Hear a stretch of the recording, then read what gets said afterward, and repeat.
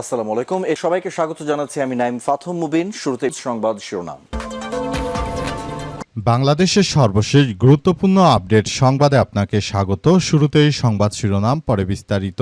প্রথমেই জানাবো আমাদের হাতে থাকা সর্বশেষ গুরুত্বপূর্ণ সবথেকে তাজা আপডেট সংবাদ। চট্টগ্রামে শিশুকে হত্যার পর 6 টুকরো, আসামি আবিরের মৃত্যুদণ্ড। চট্টগ্রামে 5 বছরের শিশু হত্যার ঘটনায় মরদেহকে 6 টুকরো করে ফেলার ঘটনায় মামলায় আসামি আবির আলীকে মৃত্যুদণ্ডের আদেশ দিয়েছে আদালত। আজ ষষ্ঠ অতিরিক্ত মহানগর দায়রা জজ মোহাম্মদ আলী আক্কাস এই রায় ঘোষণা করেছেন। এরপর জানাবো সিলেটের জকিগঞ্জ সীমান্তে উত্তেজনা, বিএসএফের গুলিতে বাংলাদেশে যুবক নিহত। সিলেটের জকিগঞ্জ উপজেলার উত্তর কুল সীমান্তে বাংলাদেশি এবং ভারতীয় নাগরিকদের মধ্যে উত্তেজনা বিরাজ করছে। ভারতীয় সীমান্তরক্ষী বাহিনী বিএসএফের গুলিতে স্থানীয় এক যুবকের মৃত্যু এবং তার মরদেহ সীমান্তের ওই পারে আটকে রাখার দাবিও করেছে স্থানীয়রা।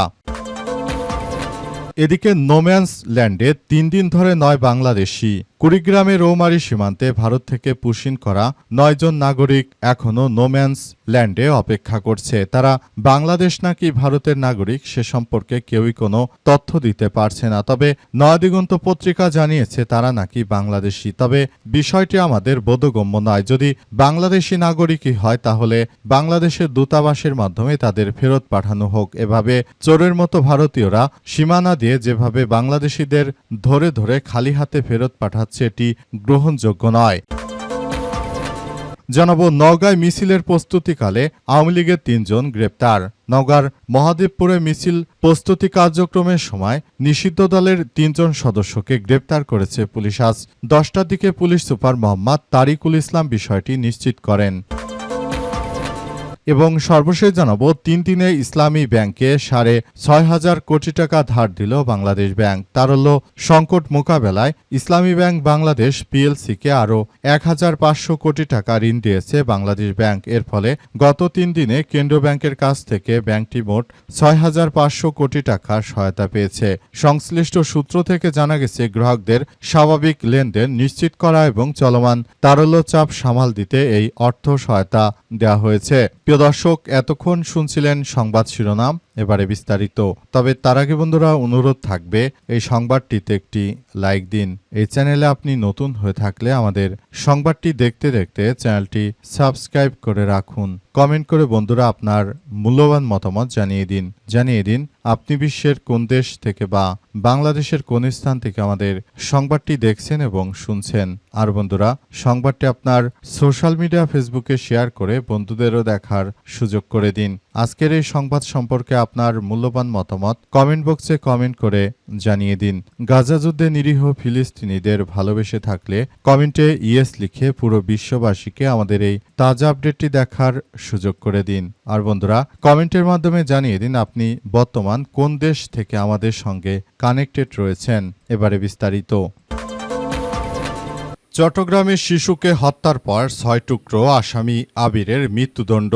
চট্টগ্রামে 5 বছরের শিশুকে হত্যার পর মরদেহ 6 টুকরো করে ফেলার ঘটনায় আসামি আবির আলীর মৃত্যুদণ্ড দিয়েছে আদালত। আজ চট্টগ্রামের ষষ্ঠ অতিরিক্ত মহানগর দায়রা জজ মোহাম্মদ আলী আক্কাস এই রায় ঘোষণা করেছেন। আদালত সূত্র থেকে জানা গেছে যে শনিবার মামলার যুক্তিতর্ক শুনানি শেষ হয়। বিচারিক কার্যক্রমে রাষ্ট্রপক্ষের পক্ষ থেকে 33 জন সাক্ষী স্বাক্ষর দেন।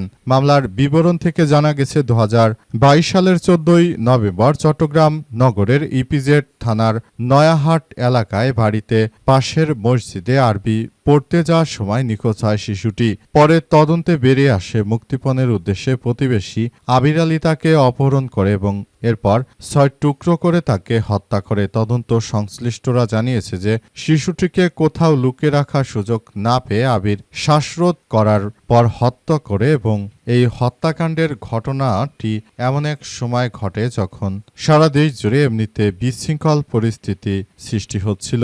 মূলত এই ধরনের কার্যক্রম শুরু হওয়ার পরই আসলে দেশব্যাপী এক ভয়াবহ বিভ্রান্তিকর বিপর্যয়ের মুখে পড়তে হচ্ছে সবাইকে। এই বিষয়গুলো নিয়ে সবাই খুব বেশি সতর্ক রয়েছে এবং সবাই যার যার জায়গা থেকে বলাবলি করছে যে এটি কারো জন্য কোনো ভালো বিষয় হতে পারে না। এটি আমাদের সবাইকে আরও ভয়াবহ বিপর্যয়ের মুখে ফেলে দিতে পারে। সিলেটের জকিগঞ্জ সীমান্তে উত্তেজনা, বিএসএফের গুলিতে যুবক নিহত। সিলেটের জকিগঞ্জ উপজেলার উত্তরকুল সীমান্তে বাংলাদেশি ও ভারতীয় নাগরিকদের মধ্যে উত্তেজনা বিরাজ করছে। ভারতীয় সীমান্তরক্ষী বাহিনী বিএসএফের গুলিতে স্থানীয় এক বাংলাদেশি যুবক এর মৃত্যু এবং তার মরদেহ সীমান্তের ওই পারে আটকে রাখার দাবিও করেছে স্থানীয়রা। আজ ভারতে এক নাগরিককে তুলে নিয়ে আসেন বাংলাদেশিরা। নিয়ে দুই দেশের সীমান্তবর্তী লোকজনের মধ্যে উত্তেজনা বিরাজ করছে। তবে এ বিষয়ে বিজিবির পক্ষ থেকে কোনো মন্তব্য পাওয়া যায়নি। অবশ্য জকিগঞ্জ থানা পুলিশ ও স্থানীয়রা দাবি করছে সীমান্তের ওই পারে তাদের একজন লোককে নিখোঁজ করা হয়েছে, কিন্তু এ বিষয়ে থানায় কেউ অভিযোগ জানায়নি। সীমান্তের ওই পারে নিখোঁজ যুবকের নাম ডিপজল আহমেদ। তিনি বারঠাকুরি ইউনিয়ন দিগালি গ্রামের আহমেদ আলীর ছেলে। স্থানীয় সূত্র থেকে জানা গেছে রাতে ডিপজল সহ কয়েকজন যুবক ভারতের অভ্যন্তরে যায় এবং তাদের সেখানে আটক করা হয়েছে। এই ঘটনা এখন পুরো পরিস্থিতি থমথমে অবস্থা বিরাজ করছে। ডিপজলকে ধরে নিয়ে যাওয়ার পর আসলে এখন পর্যন্ত এই ভারতীয় মদতপুষ্টরা তারা ডিপজলকে ছাড়ছে না বলে জানানো হচ্ছে। এ কারণে মূলত বাংলাদেশের অংশ থেকে বাংলাদেশের সাধারণ মানুষ তারা মূলত এই ডিপজলকে ছাড়িয়ে আনার জন্য নানাবিধ প্রচেষ্টা চালাচ্ছে। তবে দেখা যাক শেষ পর্যন্ত ডিপজলকে তারা ছাড়িয়ে আনতে পারে কিনা ভারতের এই মদতপুষ্ট সন্ত্রাসীদের হাত থেকে, নাকি ডিপজলকে ভারতেই তার শেষ সমাধি হবে, সেসব বিষয় নিয়ে আমরা সবাই সন্দিহান। আমরা মনে করি বর্তমান সময়ে যে ধরনের কার্যক্রম হচ্ছে সেটি আসলে কোনোভাবেই গ্রহণযোগ্য হতে পারে না। নোম্যান্স ল্যান্ডে 3 দিন ধরে 9 বাংলাদেশি। কুড়িগ্রামের রৌমারী সীমান্তে ভারত থেকে পুশিন করা 9 বাংলাদেশি নাগরিক রবিবার, সোমবার ও মঙ্গলবার 3 দিন ধরে নোম্যান্স ল্যান্ডে খোলা আকাশের নিচে মানবেতর জীবনযাপন করছে। ঝড় বৃষ্টি, রোদের খরতাপ এবং অনিশ্চয়তার মধ্যে তারা দুই দেশের আইনি জটিলতার কারণে সেখানে অপেক্ষা করতে বাধ্য হচ্ছে। অর্থাৎ তারা সেখান থেকে কোনোভাবে আর বাংলাদেশের ভেতরও আসতে পারছে না, আবার কোনোভাবে তারা ভারতের অভ্যন্তরেও যেতে পারছে না। ভারতের কুখ্যাত নরেন্দ্র মোদীর বাহিনী যখন থেকে পশ্চিমবঙ্গে ক্ষমতায় এসেছে তখন থেকেই মূলত আর কোনোভাবেই তারা ভারতে রাখছে না এদেরকে। বিশেষ করে ভারতে যেসব নাগরিক রয়েছে যে যারা হচ্ছে খুবই দরিদ্র শ্রেণীর মানুষ, তাদেরকে ধরে ধরে তারপর বাংলাদেশে পাঠানো হচ্ছে। এর মধ্যে অধিকাংশই হিন্দু, অধিকাংশই মুসলমান, তবে হিন্দু রয়েছে। ভারতে বলতে গেলে যে ভারতের হিন্দুরা কিন্তু প্রভাবশালী। সেদেশে বাংলাদেশের মতো মুসলিমরা যেমন ধনী, ভারতে হিন্দুরা ধনী আর মুসলিমরা বেশিরভাগই মানুষের বাড়ি বাড়ি কাজ করে থাকে। সেসব ভারতের মুসলমানদেরকে ধরে ধরে তারপর বাংলাদেশের অভ্যন্তরে পাঠিয়ে দেওয়া হচ্ছে।